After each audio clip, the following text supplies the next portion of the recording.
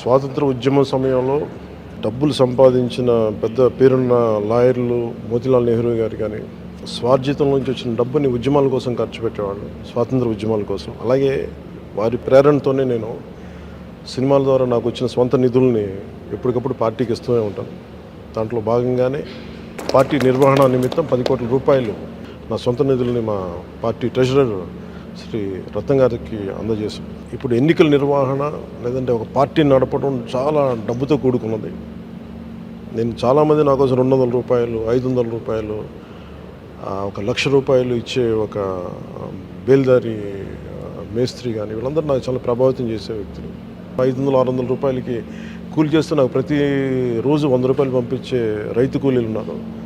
So వాళ్ళే అంత బలంగా పార్టీకి అండగా ఉన్నప్పుడు ఆర్థికంగా నా వంతు కృషిగా నేను కూడా దాదాపు 40-50 కోట్ల పైన ట్యాక్స్ కట్టాను లాస్ట్ 5-6 సంవత్సరాల్లో.